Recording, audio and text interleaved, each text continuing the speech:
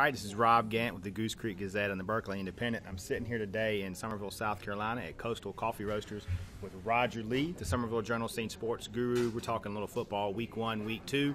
How about those Cobras, those Patriots, those Stags, all great victories this weekend. Tell us a little bit about what happened in Dorchester County this week. Yeah, some explosive games, to say the least, right? Yeah, absolutely. Great performances.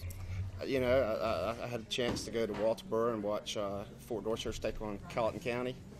And, man, Fort walked away with a 67-3 victory. 10 different players scored for the Fort. 10 different players scored touchdowns for the Fort. 2 others kicked field goals. So I guess 12 players in all got on the scoreboard. That's something else. They're high-powered. DeCarrion Joyner did his thing, passed for 5 touchdowns. Raycon Simmons was there, one of the top receivers. Standout that we haven't seen a whole lot from senior Malik Baki.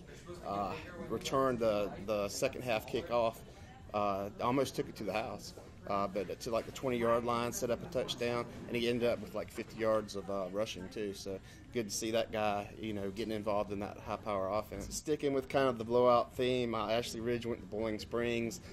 They lost 40-6. Yikes. Bowling Springs, got a couple of passes over the D-backs' heads, and just, they're just a really solid football team, I think, Bowling Springs this year. And Ashley Ridge got a little bit out of its element. They're usually real good on special teams, and they didn't do so well when they're punting and kicking and returns and all that. Also, Pinewood Prep kind of had a one-sided win over Northwood Academy, 48-18. Quarterback Sammy Casey stepped in for their normal starter and did a great job. Sammy passed for 164 yards, 4 touchdowns. Ryan Hewitt, receiver, defensive back, had a big game. Scored a touchdown and had 2 interceptions, including the pick 6. Unlike Roger, I had kind of some blowouts, but I did have some close games. The game that sticks out to me is Cane Bay Berkeley. The Cobras, I kept telling you about the Cobras. Well, they knocked off Low Country Power, Goose Creek 17-13. Great game from R.J. Roderick, the quarterback for the Cobras. He had 135 yards rushing, found the end zone once. Also, Chris Copeland found the end zone once too. I think like a 23-yard touchdown run. For Goose Creek, I felt like they hadn't played a game yet, and that was kind of obvious. They had some pre-snap penalties and some other assorted penalties that kind of kept them from getting off on the right foot. If they had played a game in week 0, they might have been a little more ready to play. Cane Bay played in week 0, so they were a little more battle ready.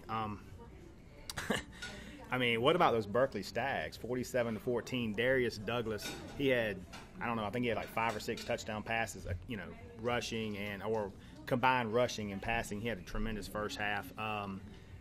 They look really good, and that should be an intriguing matchup coming up with Summerville. We'll talk about that in a second. Also, Timberland defeated Woodland 27-19. Art Craig, defeated his son, Cody Craig, one of the coaches over at Woodland. That was a tough moment for him.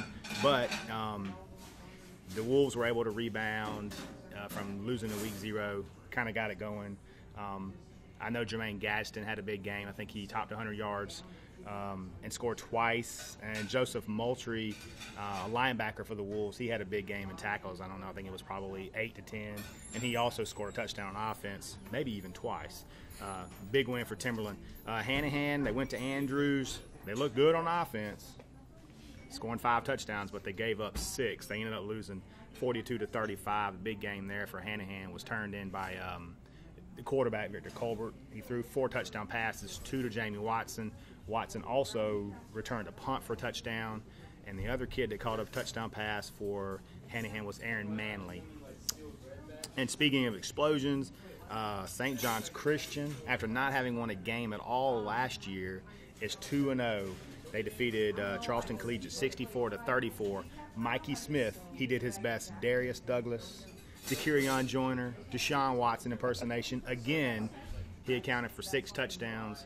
That guy's having a sensational season. There was a running back, another kid, I believe his last name was Hensley. He rushed for 160 yards and I think he scored 2 or 3 touchdowns. Another thing about Mikey Smith, he picked off 2 passes too for the Cavs, so he's having an excellent season so far. It's 8-man football, but those guys play hard.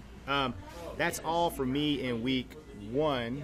Let's kind of switch it over to Roger here. What you got coming up? This week we've got this is a big matchup between a Midland team and a Low Country team. Absolutely. We've got Dutch Fort, which is the top-ranked Midland team, coming in to take in the number 1 ranked team in the state in Fort Dorchester. Both these teams had a lopsided win last week. Dutch Fort, they always have a strong running game, but this year their senior quarterback is doing a real good job, and I think I know they've got some highly recruited receivers, and so you might see them pass a little bit more this year, or they might have just done that last week. Just kind of try it out and go back to the running game this week. But either way, they're going to give Fort Dorchester a good game. The Carry-On Joiner, one of the best quarterbacks in the state. Country. Country. Good point. Good point. All right. Fort's nationally ranked, so Absolutely. I think they 23, 15. Really? Yeah, they moved up. They moved up quite a few spots, number 15. So we got one of the best football teams in the country right here in our area.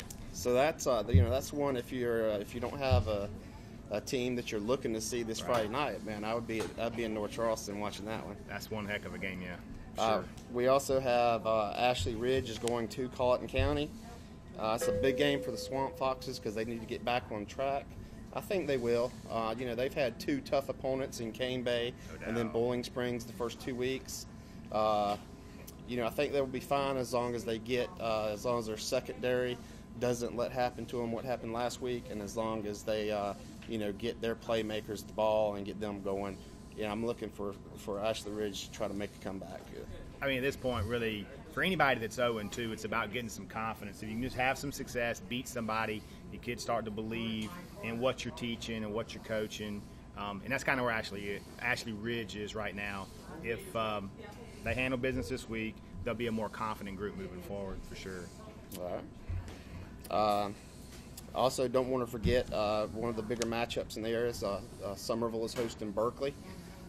Rob mentioned the Berkeley quarterback and what a strong start he's had. Yeah. And I've seen him in 7-on-7 situations. He can throw it, he can run it. He's going to be a good test for that Summerville defense.